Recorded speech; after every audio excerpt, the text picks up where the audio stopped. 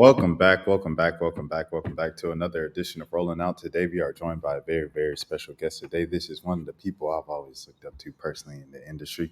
I got the chance to meet him, the honor to meet him. Morehouse, man, how are you? All the way up in New York, we got Jinx in the building. Jinx, how you doing? This is the coolest thing. I didn't even know you got the whole process laid out. This is sick. Yeah, man. It's tight, man. It's a pleasure to meet you. Likewise. And like I said, man, just to meet you, like in it was what was it, the hip hop ice exhibit. It was like a full circle moment for me and everything like that. And I was just like, I remember getting game from you. I got game from Rob Markman real quick and everything like that. And y'all are like, giants to me, like coming from the South. So I don't know. I just appreciate all your contributions to the culture and want to give you those flowers right here. Thank you. I think you told me, but real quick, we're in the South. Atlanta. Okay, yeah. Look, man, I'm talking about going back there in a few weeks, maybe for homecoming. So Okay, yeah, for sure. Spellhouse, shout out Spellhouse, man. One of the best homecomings out there. They're starting to kind of capitalize off of that with charging for the tailgate. But hey, man, I guess support any way you can. Wait, hold on. I want to kind of even stay on that real quick, but before we get into criminal attorney, um, I think recently you did like a partnership. Maybe it might have been a year ago or something like that, where you were promoting some brands and stuff. Like, what was that kind of like for you to go back to Morehouse and do partnerships like that, and just in general be an ambassador for the university? um, it's cool. I'm not sure anyone could have called it. When I was at school, I was extremely quiet. I was trying to find my way, and so many years later, it's a lot of years, but so many years later, to be able to stand in front of the school and, tell my story, celebrate the story of my professors and people that helped me, and then also give that game to kids is really exciting. When I was there, the things I was interested in, I know there's other people like me, but it wasn't really popular, the stuff that we call this space now. There's so many versions I don't want to say me, but I'm a descendant of people that came before me. And now there's way more descendants in that family tree. So it's been cool to be able to get out there in front of people and tell my story, and celebrate this thing that felt niche, this love of media and art and culture that's now a massive industry. So like you said, it's very commercialized now, which in some ways is proof of its success, but in other ways it's a new challenge now. It's not to get the word out, but it's to protect it and the people that call it home. So um, it's got its sure pluses, but also it's got its responsibilities too. So No, 100%, 100%. And speaking of those responsibilities, this new podcast, the criminal attorney crime podcast that you're hosting. What is a little bit about it? What should we expect? I know I'm seeing some like of the little preview in it and the pitch, and it's just I don't know. It looks really exciting. It reminds me a lot of we just had Will Packer come in a couple weeks ago to speak about Fight Night, and it reminds me a lot of that new series. So just what's a little bit about criminal attorney. so the funny way that we found this story was I was working with another network when we did the Max B story. We followed the case of Max B. Now Max B is a widely celebrated figure within hip hop. Yeah, the wave. And where I'm from in New Jersey, I mean, he's he's up there. We love Max, and but Max got caught up in this criminal trial, this murder plot. He's still doing time, and through that research, we found out that Max had a couple lawyers. One of the lawyers he pursued was a man by the name of Paul Bergren, a lawyer out of Newark, and Paul had basically given. I'm trying to remember exactly how it happened, but essentially, Paul had. What I remember is that Paul had sort of offered Max like, "Hey, I want to be your lawyer. I get everybody off. He's a very, very talented lawyer." But then there was word out there that Paul might be mixed up in some trouble, that he might be on the other side of the law himself. And Max deviated away from that, and then Max's story went the way it went. So that's how we found out about Paul. And my producer at the time, Matthew Nelson, he worked on this story sort of in the time after that show. And he brought it to the wonderful people at Wondery, and was like, "Hey, this is a story that we found while reporting another criminal story. Let's find this route." So, without telling you too much about Paul and his antics, but what scared Max away from Paul was real. Paul's really in the mud, and he's really getting his hands dirty. And you know, um, That's not what you want out of your. You don't want that out of anybody, let alone your attorney. So the story has all these twists and turns to it. Paul has this very front-facing, persona that is him as this very, very talented attorney. Used to work in the U.S. Attorney's office, but in sort of a Walter White moment, there's an event that takes place that forces him to go break bad, and before you know it, you're at the end of Breaking Bad, where Walter's so far away from where he's perceived to start, and I think Paul has similar arc. Man. So like, when you think about like kind of what you're doing there and the story that you're telling, obviously down here that the big thing is Brian Steele and that entire situation with YSL and stuff like that. And we're seeing with that trending and being the thing of 2024, we're seeing kind of like you said, the new media, what is branched out and become, you know, do interviews and conduct things in a way. And it seems like that the way that, like you said, you've always stayed true to the art form. You've always stayed true to kind of, let's do it the right way. This is a story you're telling years later after the fact, all of these things. And I don't know, I guess, how do you feel about the current state of those type of kind of the circus that this thing has become? I'm in we all got our group chats, and there's we got varying degrees of like morality, I guess you could say, and experience. And I think there's like a crew of us that know what the real is, no matter what you're talking about, whether it be law, music, sports, etc. Um, and we have this talk sometimes. It's like I was telling I think I was once telling Rob Markman, it might have been, and I was like, it might have been Rob, but I've said it to a couple other people. It's like, I could speed this thing up. Like we could all you today. These questions you asked me, they could be crazy. You could send it up right now, and you're making an active choice to do your research. You know what I mean? Like already just being on this thing. I didn't even know Vimeo had one of these things. I'm on it. You're presenting properly, and it's like that's really important, and it's super important when it comes to law and the fate of people's fate, their existence, and what we expect out of all this. And I think things have been flattened into hot or not, entertainment or boring. But on the other side of this is like real people, right? Like Brian Steele, Doug, the other witnesses and people that are testifying, the judges, right? Now it's been more than one. So to me, you either feel that call, you either feel that duty or you don't. And before there used to be a barrier of entry to get in, right? And people resented that barrier of entry because it keeps good people out too. But now it's gone. It doesn't exist. If you got your phone out, you can go to work. And I think the foundation of journalism and the foundation of these things is still really important. And I think we see it. Look, it's election time. It shouldn't be more visible than now. We have these crazy court cases. You know, um, we're seeing what else is taking place in hip hop when it comes to the intersection of like um, our figures and legality. So yeah, man, I think it's important to do it the right way.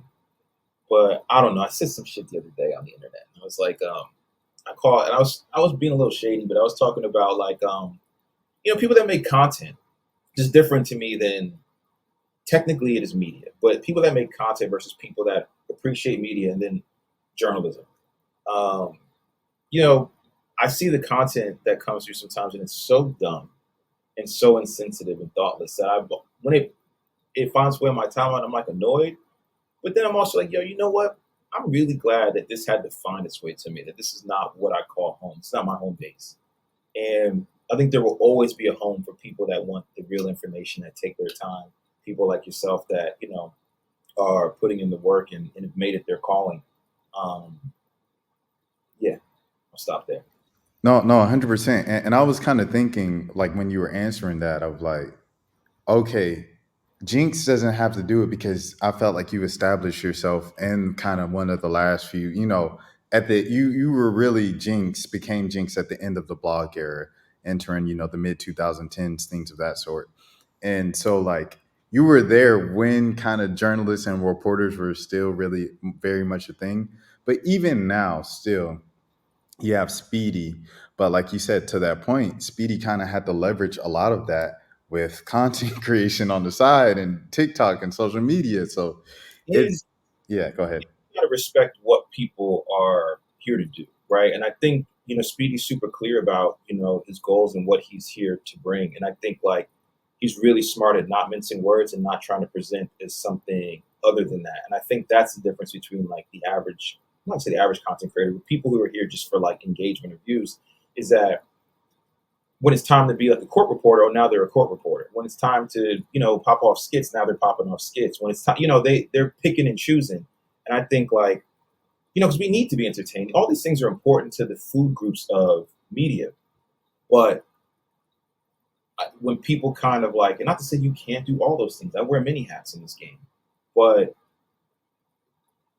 knowing which one it is, which one you need to be, and not confusing it. Like if you're a court reporter, bro, maybe the jokes are for them over there because you're supposed to be reporting, you know. And when you start blurring the lines, I think not only does the audience get confused, people get confused, and I mean the people doing it get confused. Even when you said I came at the end of the blog era, I was groomed by a lot of really thoughtful people in the game of how to do this and take your time. I found the first pieces of writing I submitted to Mass Appeal, and not only are they poorly written, I didn't understand what I was doing. I thought I was basically like telling Twitter stories on and trying to get in the magazine. They're like, bro, what do you think we're doing? You know? And but I was confused and I had people show me the way. So in the same instance, I would say anyone that's kind of confused about what they're doing, just be clear. Be clear about what you're doing because someone's looking at you and they're going to decide what this is based on what you're doing. So yeah. No, exactly. It's kind of like where people. I remember a local newspaper. They said, "Hey, remember to subscribe to us because we're different than you know." This was probably last election cycle.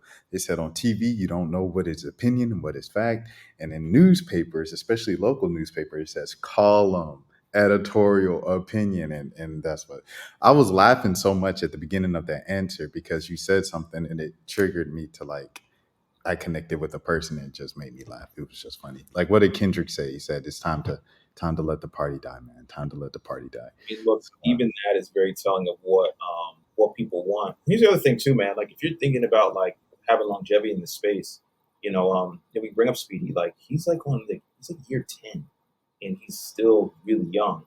He's really a prodigy when it comes to this, right? Because like he started with us so young, but he's already one of the vets, and I think he's been really thoughtful and really responsible about what longevity looks like, you know.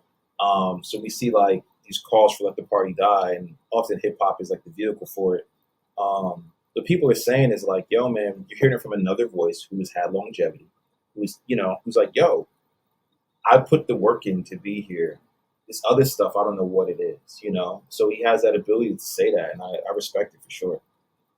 what are you? How do you like approach projects differently in different avenues? So for a podcast series like Criminal Attorney versus hosting a TV show versus a sit down 101, whether it be print or whether it be on video, which is now everything's on video. So just what are there any type of different approaches to each of those things? Like Yeah, I mean, look, before the intro played, I didn't know what, like, I knew we were doing this, but I was like, oh, we really in the show. Okay, you can see I sat up straight. Like, all right, let me get my shit on right. So, yeah, there's a different approach, but there's also a through line through all of it. And I think, like, one, you got to, like, enjoy it somewhat or feel it. I think some of the experience goes all the way, like, being thoughtful about your vocabulary, being well read, think that will always go further than anything. If anyone asks me a question, I'm more like, yo, read. Doesn't matter what, read. I find so many homies, like, I'm older now.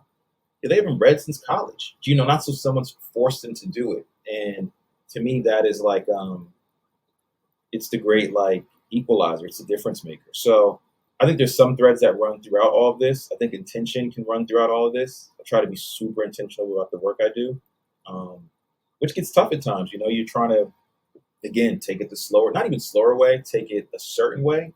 And at times that way can be slower. At times that way can present some, like, it can be shaky, when you're waiting for like that right project to come along or the right people, which I think is as important as the project. Um, but also I've been really fortunate, man. Like, I've been really embraced by the OGs in the space for whatever reason. I think I give them a lot of respect, so I get them. I get it back. And I've been everything kind of it's like a stepping stone to the next thing. So, I started in sort of blogging and print, and then there were complex people that were alumni of Mass Appeal. They brought me over there and was like, "Hey, do you want to write and do video?" I said yes to both. Video took off, so that was the start of my video career.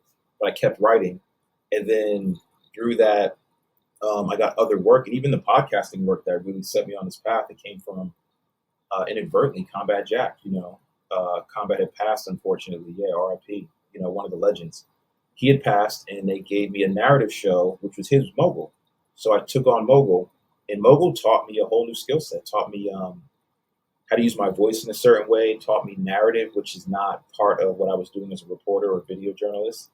Um, Man, I was with some of the best writers and editors ever at Gimlet, and they showed me the way. But each thing has a little trace of the thing before. So like that was music, but narrative. So then we do the Max B story, and that's music and true crime. And now this one is just true crime, and it's got like a little bit of like, you know, um, social elements into it. So like each thing has some overlap into the next thing. Um, okay, so it's kind of like all one and the same. I wanted to ask you about narration because you mentioned narration with podcasts is a bit different, or just narration in general than what you're doing, kind of with regular journalism. I always think about the basic news package that I worked on a lot in college. Okay, you set this up, you have a VO, you have this, aside, what.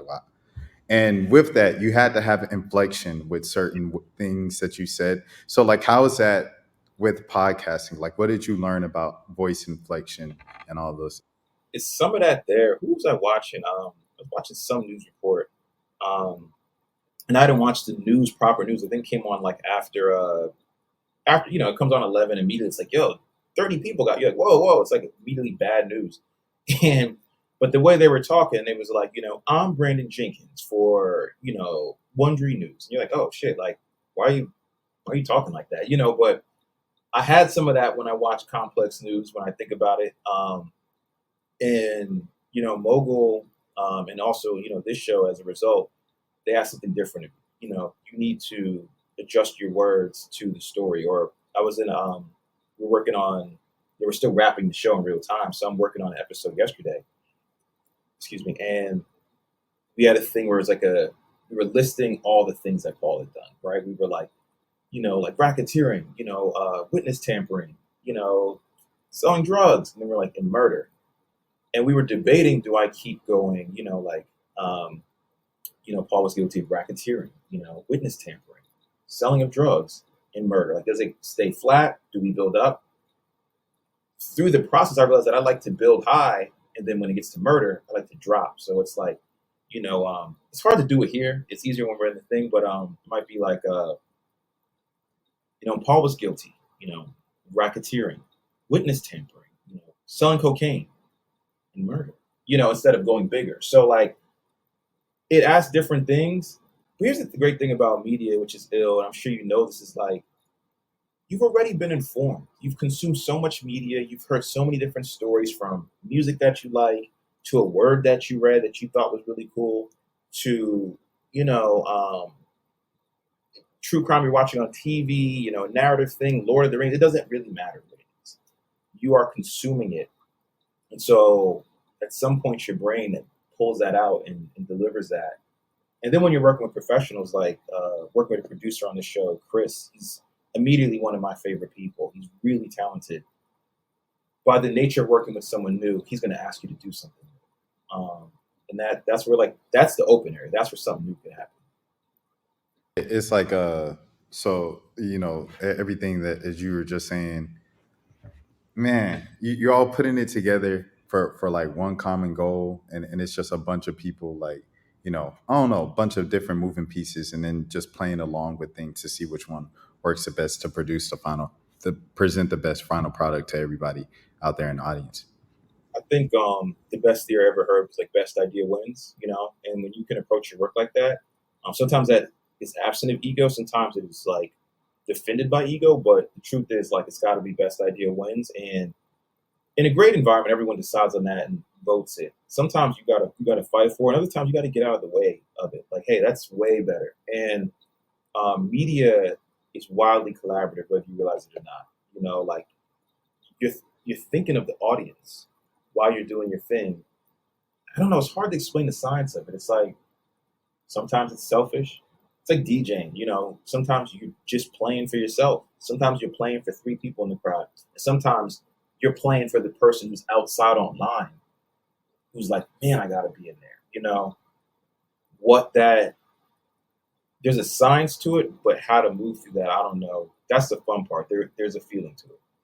And then, but like you said, like this is an art, right? It is an art form. So, as a creative, like kind of curating that art, I don't want people touching my stuff too much. Like sometimes like, okay, yeah, this gonna make me better. This gonna make it better. But other times I'm just like let me cook. I had a specific idea of how I wanted to present it, at what time I wanted to present it. And when you tweak that too much, then it becomes something that I didn't want. And then yeah, I gotta live with it just because you're on the team. So That for what you said, best idea wins is a team effort. But how do you kind of balance that out as a creative that just has a passion for the craft as well? Look, man, it's tough. I'll watch. Also, I just rewatch. Like I binge watched The Last Dance. I do a bad thing where I binge watch a show. I get like into it, and I like take traits of it. Like I rewatched 24. It had me like mad suspicious everywhere. I was like, I gotta calm down. So watching The Last Dance, Jordan's in there talking crazy, but you believe him because it's Jordan. He's like, yo, sometimes it's got to be on me, but later you watch him learn to pass the rock.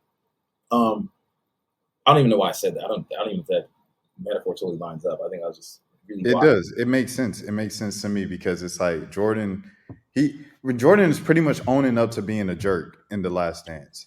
And it's like, but there was a method to the madness. And it's But like, I feel like as the creative, as the journalist, as a reporter, and it's your project, you take pride in that. I'm the artist. This is my paintbrush. I want to paint this the way I want to paint this. But every now and again, I gotta hand you off. All right, and you got to twin. here's the thing: is like sometimes too, especially when you get far along, which is really good. You're not really around like you're around people that know what they're doing. They're talented, and I've had so many lessons. Where I remember in the beginning, there was someone I didn't want to interview, and I was new. I should not have been doing the same shit, and I was like, I don't want to interview that person. And OG pulled me aside and was like, look, um, one, he's like, you think you got it like that? Like, really? And number two, he's like, what does that tell me about you? And which is an important question. But the other thing he said to me too was like, every time I didn't want to interview someone, it was my best interview. And he was right. And that kept happening to me later on in my career. But I was like, I don't want to do this. And I was like, yo, that was so ill. And it's because I went in there with less preconceived desire of how it was going to come out. So that taught me one avenue of art, which I think is real art. The other thing too is I had a thing earlier on in my career where I wanted things to be really specific. I wanted them to be this way. Sometimes that happened and I got my way and it was great. Sometimes that happened and I was like, man, I really should have listened. But the other thing that happened too is that the more things I had, the less I needed this thing to be this way. And so I'd be at a job like, well, this has to be this way. It's like, wait, you guys hired me to give. Is it me conducting or am I in the chorus? Just because I'm in front doesn't mean I'm in charge. And so I had to kind of learn that, and I've been made better for it for sure. And then when you have your own thing, well, having someone conduct you allows you to come over here as a conductor and play new notes, right? And so I have these creative food groups. I'm like DJing to me, mostly a selfish endeavor, even though there's other people there. Some of my best sets I'm playing for me, and it's quick. I get the response quick. If they don't like what I have to say, they stop dancing, and their feedback is quick. When I'm working on something like a show like this, it could be many months, and you know it's much slower. And so the payoff and the sort of response isn't there as quickly. But I found the collaboration is larger, right? So I have things I'm selfish about, and I have things that I'm communal about. I have things that pay me back quickly, and I have things that these things you make, you never see how people receive it. So I say all that to say that there's a lot of different ways to do this thing. I think selfishness can be a really important trait to try because sometimes it's effective and sometimes it gets in the way. You will figure out your right, or whoever's doing this will figure out their right dance over time. And then that will change too. Man, you spitting that real. You spitting that real. There's so many ways I want to go with this because we're running out of time. Yeah, yeah, Uh, like one thing that I wanted to mention in passing is like that complex era, like just produced, three giants, you, Nadeska, and Speedy now. Like it's just crazy to think about and stuff like that to see where all three of you now are in your careers and stuff like that. there's more. And yeah, yeah, and more, and more, and more. But y'all like kind of like the big three of talent in front of the camera that the general public sees and stuff like that and acknowledges.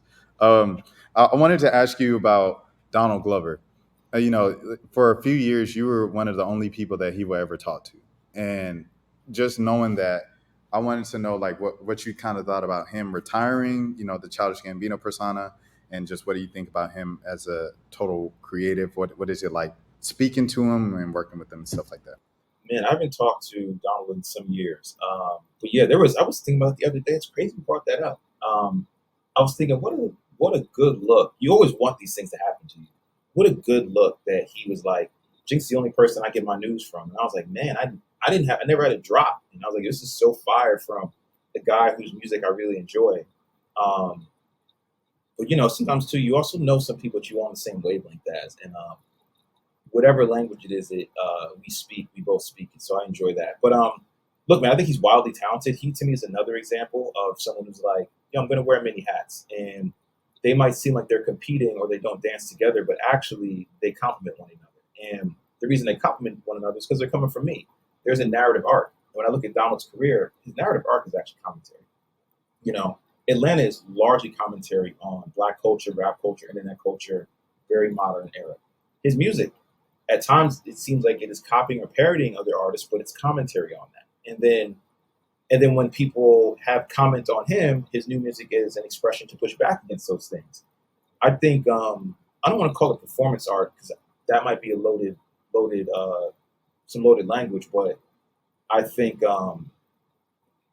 if you step outside of his career and look at what he's doing, you're like, whoa, this guy's. It's kind of a living experiment and case study, and I think he's dedicated himself to it.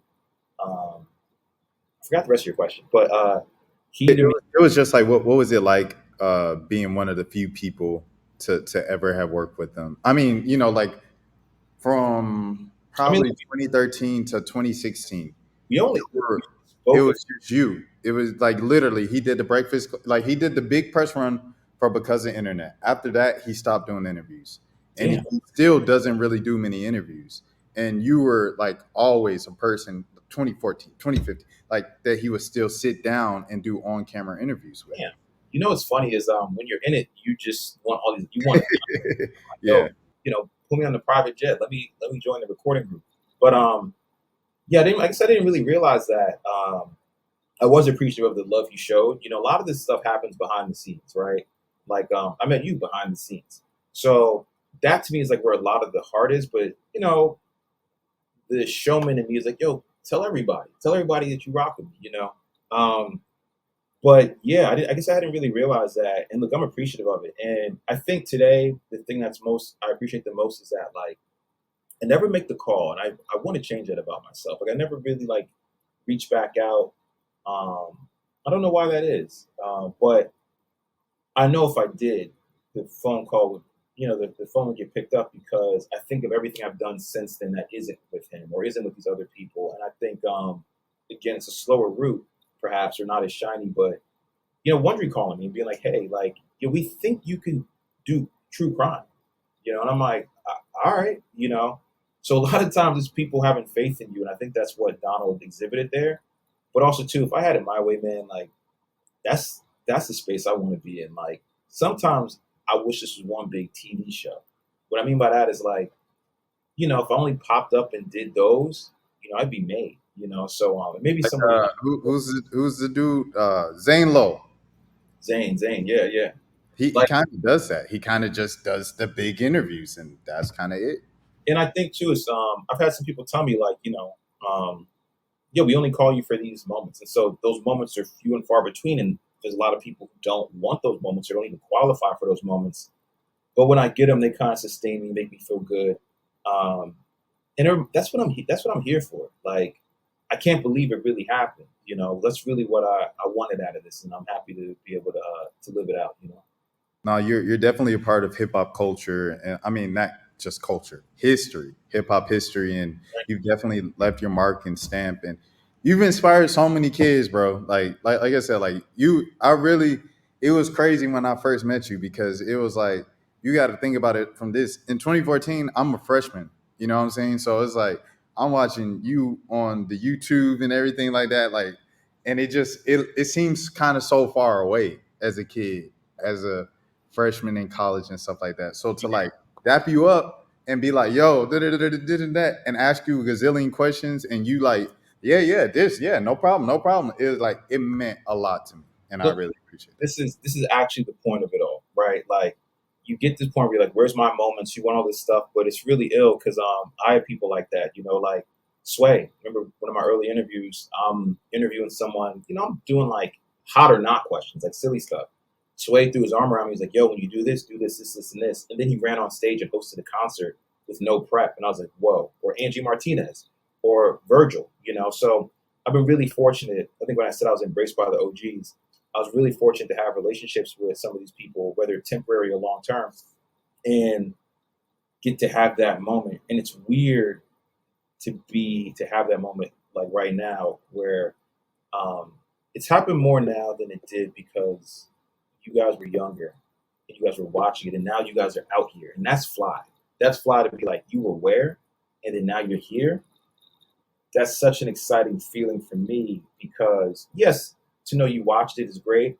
Um, but also I'm like, yo, there's more of us. Like, yeah, and I like meeting you and talking to you. You're us, and that's fire. Like, you're just a part of something, man. I think that's it. You're a part of something, so it's really cool, man. And the words you're saying, I really appreciate them.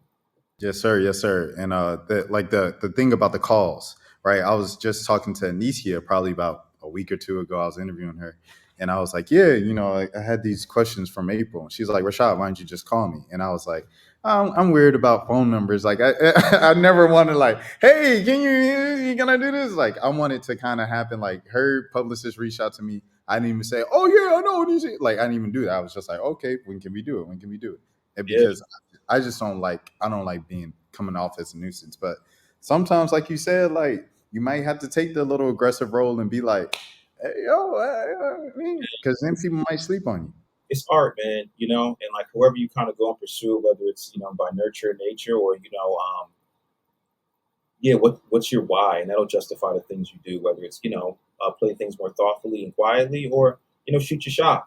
So we could have been meeting for the first time here as opposed to at the ice cold exhibit, but you just came and said what's up. You had kind words for all of us, and then it's ill because now you're in practice doing this, and like it's fire, bro. This is a good show. Like you got a good presence. You've flown through the questions. I still didn't. I can't believe you put me on a Vimeo. Like this is ill. Like so.